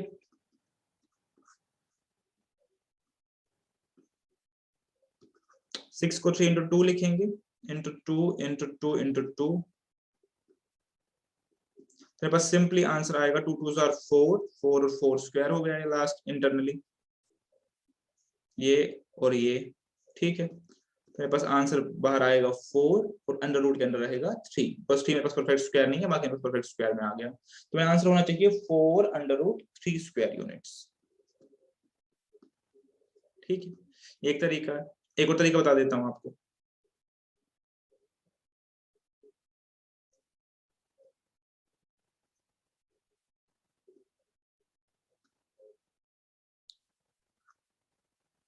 मेरे पास 2 है, मेरे पास 2 है, इसको इक्वली डिवाइड करेगा बिकॉज इक्विलेटरल ट्रायंगल है। अब अगर सपोज मुझे ये पता चल गया दिस वन, तो मैं simply half of base into altitude निकाल सकता हूं। अगर मुझे ये पता चल गया ये distance, let us call it height h। ठीक है,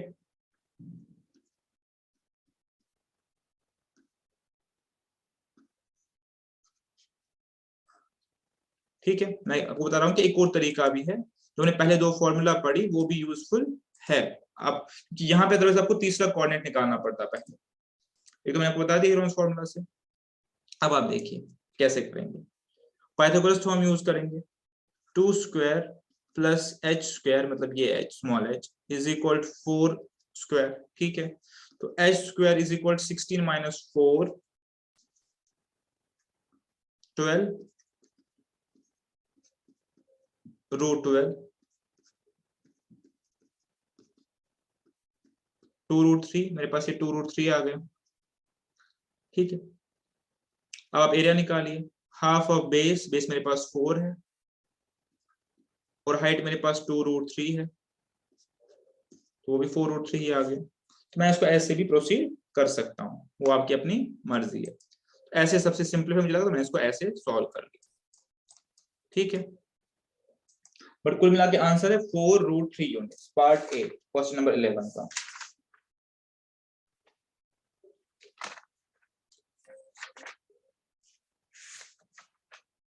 क्वेश्चन नंबर 12 देखते हैं।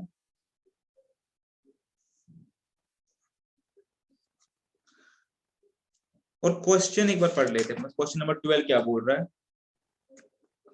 If the graph of the equation 2x + 3y = 6 form a triangle with coordinate axes, then area of triangle will be. काफी अच्छा क्वेश्चन है और काफी सिंपल क्वेश्चन है। ये मेरे पास आ गया अपना 2D ग्राफ। अब एक लाइन दी गई है, उस लाइन के बारे में बोला गया है कि लाइन की इक्वेशन है 2x + 3y = 6। 2x + 3y = 6। यहाँ एक और कॉन्सेप्ट आता है लाइन इंटरसेप्ट फॉर्म, लेकिन हम उसको छोड़ देते हैं अभी। मैं आपको सिंपली बताता हूँ इसको हम कैसे करते हैं। ठीक है, जब भी आपको किसी इक्वेशन की लाइन ड्रॉ करनी हो, ठीक है, तो सबसे बेसिक जो तरीका होता है, सबसे बेसिक जो तरीका होता है वो ये होता है कि आप दोनों में से एक वैल्यू को 0 प्रिज्यूम करो। ठीक है, उससे आपको दूसरा वैल्यू निकल आएगा। Like if I take x = 0 then y = 2, बिल्कुल लॉजिकल है। And if I take y = 0 x = 3, तो let us plot these two points और उनको ज्वाइन कर लीजिए। तो x0 y2 x0 y2 ये हो गया, x3 y0 ये हो गया। अब क्वेश्चन क्या कह रहा है? क्वेश्चन कह रहा है कि अगर ये जो लाइन है मेरे पास, ये लाइन, ठीक है, ये ट्रायंगल बनाती है, बिल्कुल बनाती है। किसके साथ? कोऑर्डिनेट एक्सिस के साथ, यानी एक्स एक्सिस और वाई एक्सिस के से जो भी मिलती है इनके साथ ट्रायंगल बनाती है। ये बन गया ट्रायंगल। ठीक है, ये 3 हो गया, ये 2 हो गया। अब कह रहा है आप इसका एरिया ढूंढो। ये तो आपके लिए बहुत ही आसान सा क्वेश्चन है, ये तो राइट एंगल यहाँ पे है ही। आप सिंपली करेंगे half of base into height. Base आपकी 3 है ये, और हाइट आपकी 2 है, इनटू है यहाँ पे। ठीक है, तो 3 स्क्वायर यूनिट्स। ये तो बहुत ही आसान सा क्वेश्चन बन गया, क्योंकि ये 90 डिग्री ऑलरेडी है यहाँ पे। जब 90 डिग्री ऑलरेडी है तो आप simply half of base into height use करेंगे। ठीक है, तो यहाँ पे आप क्या वो फॉर्मूला यूज कर सकते हैं लंबा चौड़ा? हाँ कर सकते हैं, बिकॉज ये मेरे पास पॉइंट है 0 0। जब ये 0 0 हो गया, जब ये 0 0 हो गया मेरे पास, तो आप वो फॉर्मूला भी यूज कर सकते हैं। कौन सा? जो हमने सीखी है। ठीक है, आप वो फॉर्मूला अपने पास यूज कर सकते हैं जो हमने 3 पॉइंट्स को लेके सीखी है।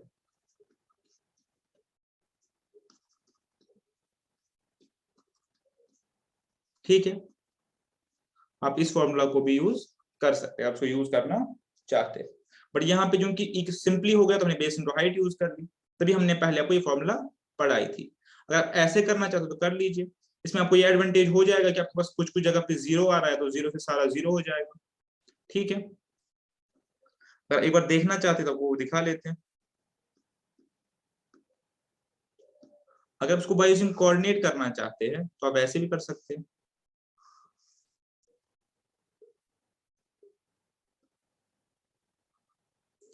मेरे पास एक कोऑर्डिनेट है 0 2, मेरे पास एक कोऑर्डिनेट है 0 0, और मेरे पास एक कोऑर्डिनेट है 3 और 0। ठीक है, अंडरस्टूड।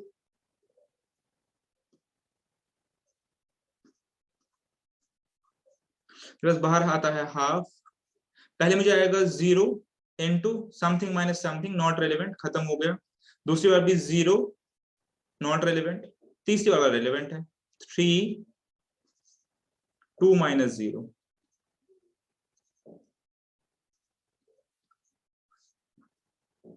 हो गया हाफ इंटू 3 इंटू 2, वापस 3 यूनिट्स। तो अगर मैं देखूं, मैं इसको वैसे भी कर लिया अपने कॉन्जुगेटिव फार्मूला से। एक और तरीका भी बता देता हूं ताकि आप सारी चीजों को समझ जाओ। आंसर तो आप निकाल ही लो किसी तरीके से, बट आप समझ जाओ कि फॉर्मूला सारी वर्कआउट करती है अगर हमें सारी चीजों के बारे में पता हो। तभी हमने स्टार्ट में वो सारी फॉर्मूलाज पहले समझी। अब मेरे पास ये आ गया, ये मेरे पास डिस्टेंस हो गई 2, ये मेरे पास डिस्टेंस हो गई 3, और ये जो मेरे पास डिस्टेंस हो गई, मैं इसको भी निकाल सकता हूँ। ये चीज आपको पता होगी कैसे निकाल सकता हूँ, बाय यूजिंग पाइथागोरस थ्योरम। ठीक है,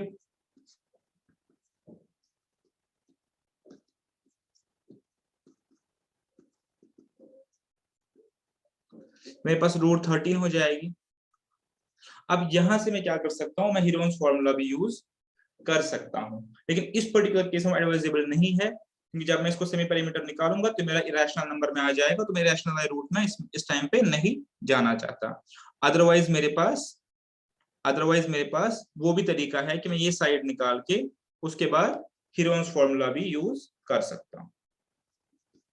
ठीक है, तो मैं आपसे बस यही कह रहा हूँ कि फॉर्मूलाज आपको सारी होनी चाहिए अपने माइंड में, ताकि जिस हिसाब से इंफॉर्मेशन हो उस हिसाब से आप उसको यूज करके अपना सबसे इजी तरीके से आंसर निकाल पाओ। ठीक है, तो क्वेश्चन नंबर 12 मेरे पास सॉल्व हो गया। इसका आंसर निकलेगा 3 स्क्वायर यूनिट्स, जो कि मेरा बनता है पार्ट बी। तो 12 का आप सोल्यूशन लिखेंगे पार्ट बी। ठीक है, 3 स्क्वायर यूनिट्स।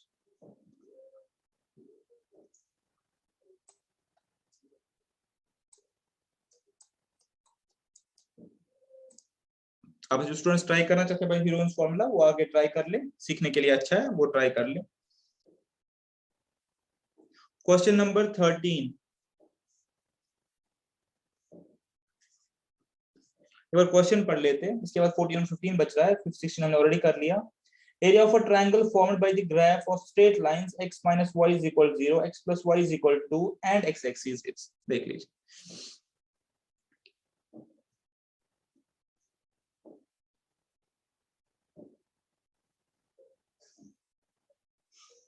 मेरे पास कोऑर्डिनेट प्लेन हो गया।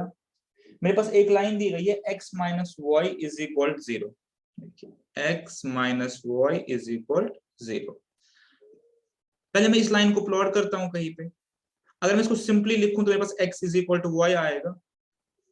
तो ये लाइन मेरी ऐसे होगी, ये हो गया 0 0 ओरिजिन, दूसरा आएगा 1 और 1, वो हो गया इधर, फिर आएगा 2 और 2, 3 और 3 एंड सो ऑन। तो मेरे पास ये ऐसे,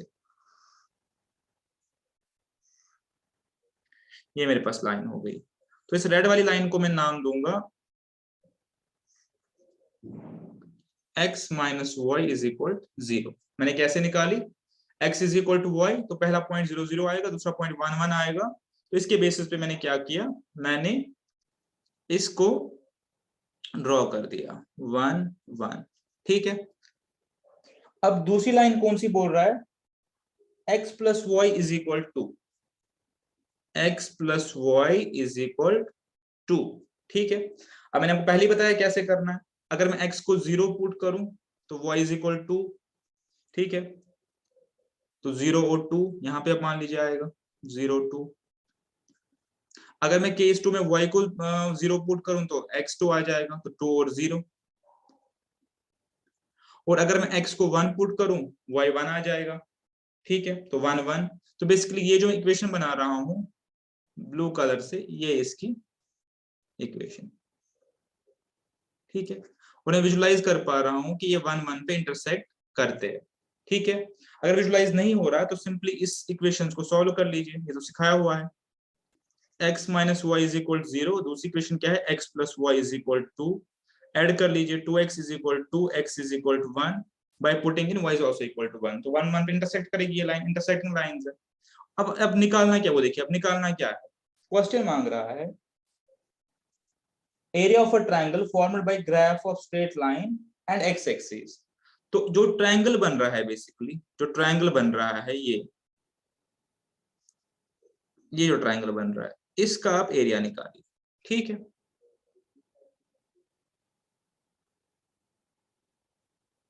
तो बहुत ही आसान सा है। तो क्वेश्चन कुल मिला के अब ये बन गया, क्वेश्चन सिंपलीफाई हो गया कि ये 1 1 है पॉइंट, ये 0 0 है और ये 2 0 है। अब इसका आप एरिया निकालिए। अब एरिया तो सिंपल निकालना है, 1 हाफ ऑफ 1 0 minus 0, तो ये 0 ही हो गया, लिखने की जरूरत ही नहीं है। दूसरा 0 है तो लिखने की जरूरत ही नहीं है। तीसरा 2 1 minus 0, तो 1 हो गया। तो इसका आंसर सिंपल निकलेगा 1 स्क्वायर यूनिट। इसका आंसर है 1 स्क्वायर। इस एरिया का जो, इस ट्रायंगल का जो एरिया वो है 1 स्क्वायर यूनिट। ठीक है, इस हिसाब से हम इस क्वेश्चन को करेंगे।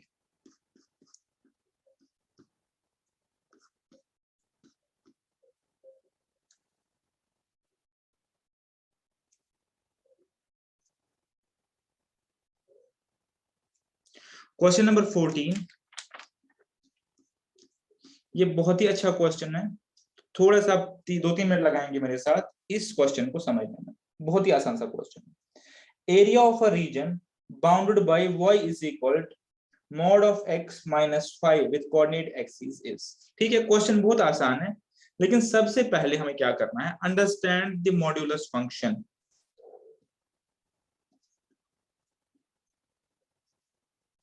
और तो कहीं पे कवर हो गया होगा, लेकिन यहाँ पे एक बार फिर से देख लीजिए। अंडरस्टैंड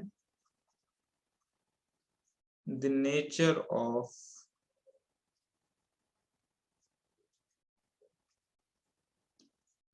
क्वेश्चन आसान है, इसमें एक टर्मिनोलॉजी यूज हो रही है मॉड ऑफ x माइनस 5। ठीक है, देखिए ये आपने देखा होगा बहुत बार, ये सिंबल, और इसको हम मैथमेटिकली क्या बोलते हैं, मॉड ऑफ x या मॉड्यूलस ऑफ x। इसका मतलब क्या होता है, it always returns positive values. ठीक है, मतलब ये कि अगर मेरे पास मॉड ऑफ 5 मैं आपको बोलूं कितना होता है, बोलेंगे 5, बिकॉज 5 खुद पॉजिटिव है तो आंसर पॉजिटिव आएगा। लेकिन अगर मैं आपको बोलूं -5 का मॉड बताइए, तो आप बोलेंगे तब भी 5। तो जब मॉडुलस फंक्शन यूज करते हैं तो it always returns values, positive values. ठीक है, मैथमेटिकली हम इसको कैसे लिखते हैं, हम ये लिखते हैं कि if x is greater than 0, अगर तो ये x 0 से बड़ा है, देन मॉड ऑफ x किसके बराबर होगा, x के बराबर। थोड़ा सा समझना है इस चीज को आपको। अगर तो मैं यहाँ पे x से बड़े बड़े वैल्यूज पुट, 0 से बड़े बड़े वैल्यूज पुट करूं, तो मेरे पास इस फंक्शन का जो आंसर आएगा वो x ही आएगा। लाइक 5 पे मैंने आपको दिखाया। अगर मैं इसमें 1 पुट करूं, 2 पुट करूं, 3 पुट करूं, 4 पुट करूं, 5 पुट करूं, तो आंसर सेम आएगा। तो अगर वैल्यूज x 0 से बड़े है, 0 से ग्रेटर है, तो मॉड ऑफ x x ही वापस आता है। ठीक है, बट लेकिन अगर x 0 से लेसर है, ठीक है, then mod of x returns values negative x। अब ये समझने की जरूरत है कैसे। यानी अगर मैंने जैसे मैंने वैल्यू पुट किया -5, ठीक है, -5, तो मैंने x की जगह डाला -5, मेरा आंसर क्या आ गया, 5। उसका मतलब मेरा आंसर आ गया -5। ठीक है, -x। ठीक है, फिर से समझिए इस चीज को, ये चीज समझनी बहुत जरूरी है, इसलिए मैं आपको बोलता हूं।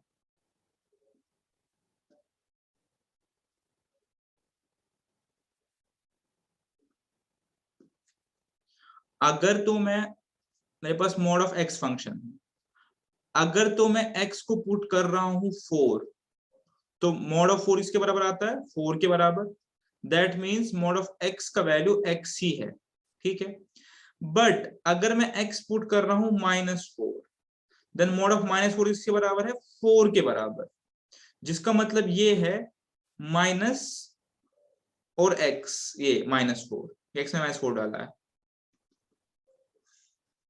ठीक है, तभी हम लिखते हैं अपने पास कि अगर x ग्रेटर देन 0 है, फिर मॉड ऑफ x के बराबर है। लेकिन जैसे मैंने x को नेगेटिव वैल्यूज में डाला, तो मुझे मेरे पास आंसर आएगा negative of x। Negative x का क्या मतलब है, नेगेटिव ऑफ नेगेटिव नंबर, जो कि बाद में पॉजिटिव ही निकलता है, इसीलिए इसको -x लिखते हैं, negative of negative number. If x is less than 0, मतलब if x is a negative number, then mod of x is negative of that negative number. ठीक है, क्योंकि यहाँ पे आपको ये चीज ध्यान में रखनी है कि ये जो x है ये नेगेटिव नंबर है इस केस में, फाइनली वो पॉजिटिव आंसर ही आएगा। ये जो x है ये नेगेटिव नंबर, मैंने पहले यहाँ पे लिखा if x is less than 0, x is negative, then mod of x is negative of that negative number. ठीक है, यहां तक आपने समझ लिया, ये इसकी जर्नल फॉर्मेशन है। अब आप समझिए क्वेश्चन क्या है। क्वेश्चन मेरे पास है, अब हम क्वेश्चन को कर सकते हैं।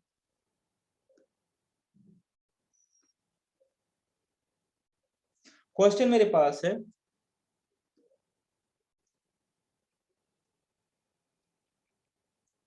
the area of a region bounded by y is equal to mod of x minus 5 with coordinate axis is। वही चीज है कि अगर मैं एक रीजन बाउंड करूं, बनाऊं, बंद करूं, किससे, इस फंक्शन से y is equal mod of x minus 5, तो कोऑर्डिनेट एक्सिस यानी x और y एक्सिस के साथ जो वो रीजन बनाएगा, जो ट्रायंगल बनाएगा, उसका एरिया क्या होगा।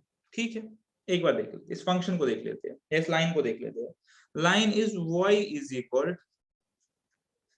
mod of x minus 5। ठीक है, तो मैंने पहले कहा 3 पॉसिबिलिटीज है। इफ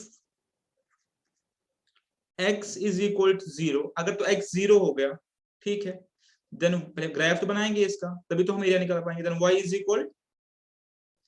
इज इक्वल, सिंपल बात है, अगर तो x इज इक्वल टू 0 हो गया, ठीक है, तो y सिंपली निकल जाएगा -5, बहुत ही आसान सा है। तो अगर मैंने x की वैल्यू 0 पुट कर दी तो y तो -5 आएगा, because mod of 0 is equal to 0। ठीक है, लेकिन अगर x ग्रेटर देन 0 हो गया, वही वाली बात, तो देन y मेरे पास किसके बराबर आएगा? y मेरे पास आएगा x -5 के इक्वल। ठीक है, जैसे ऊपर आपको समझाया। लेकिन अगर x लेस देन 0 हो गया, अगर x को मैंने 0 से कम वैल्यूज पुट की, तो देन y इज इक्वल मेरे पास -x -5। ठीक है,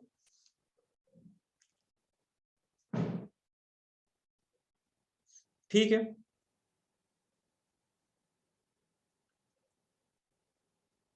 क्योंकि उस केस में जैसे पहले आपको समझाया, mod of x is equal -x के बराबर आ जाएगा। ठीक है, यहां तक अंडरस्टूड है। अब आप इसी चीज को लेके इसका ग्राफ प्लॉट कर दीजिए। अब तो बहुत आसान हो गया आपके लिए क्वेश्चन इस फंक्शन के केस में। सबसे पहले मैं प्लॉट करता हूं पहला केस, x इज इक्वल 0 और y इज इक्वल -5, तो वो मेरे पास इधर आएगा,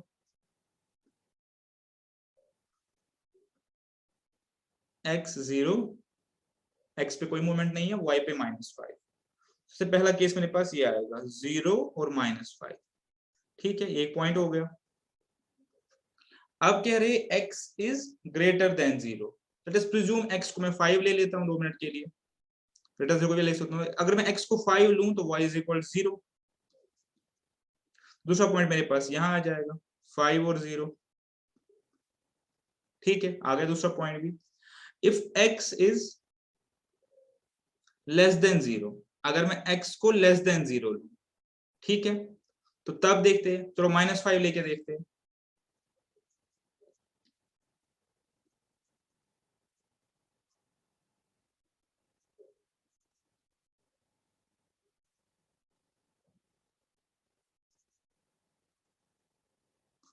y 0 आ गया। फिर अगर तो मैं x को -5 लेता हूं तो y 0 आ गया, तो इस साइड आएगा।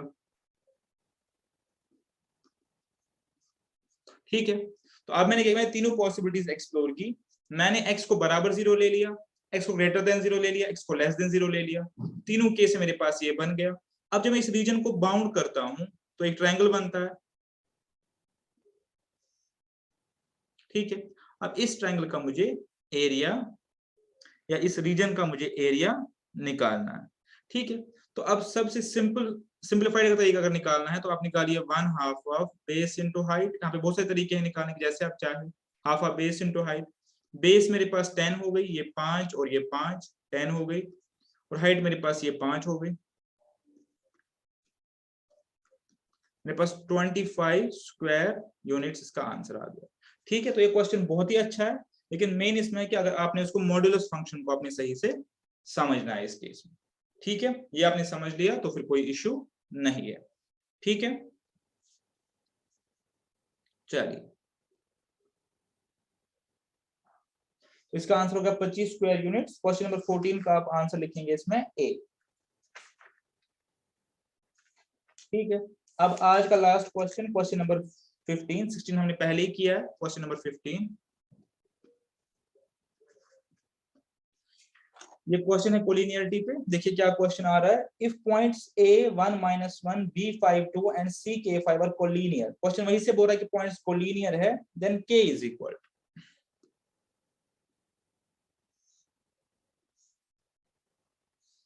मेरे पास एक पॉइंट है 1 -1, दूसरा है 5 और 2, और तीसरा है k और 5। यही क्वेश्चन दिया है, और क्वेश्चन ये बोल रहा है कि कोलिनियर है। ठीक है, तो हमें k की वैल्यू निकालनी है। अगर एक कोलिनियर है, मैंने पहले ही बताया, तो जो ट्रायंगल ये एबीसी बना रहा होगा उसका एरिया 0 होगा। ठीक है, तो इसका मतलब अगर मैं एरिया फॉर ट्रायंगल एबीसी निकालूं तो मेरे पास मिलेगा हाफ ऑफ 1 2 -5 ठीक है, प्लस उसके बाद 5 लेंगे, 5 माइनस -1। आई होप आप इसको ट्रायंगल की तरह से विजुलाइज कर सकते हैं। मैंने 5 लिया तो 5 माइनस ये -1, और लास्टली अब मैं k पे आऊंगा, k जब k पे आऊंगा तो -1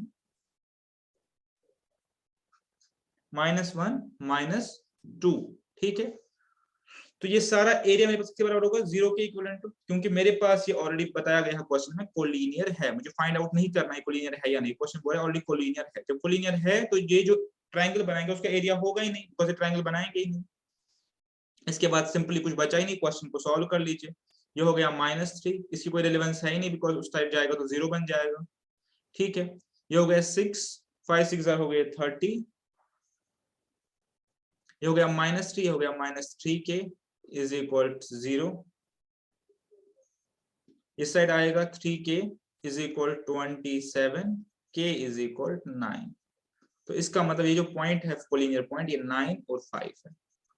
तो इसका जो आंसर होगा वो होगा 9, वो होगा 9 और पार्ट डी। तो 15th का आंसर लिखेंगे पार्ट डी, ठीक है।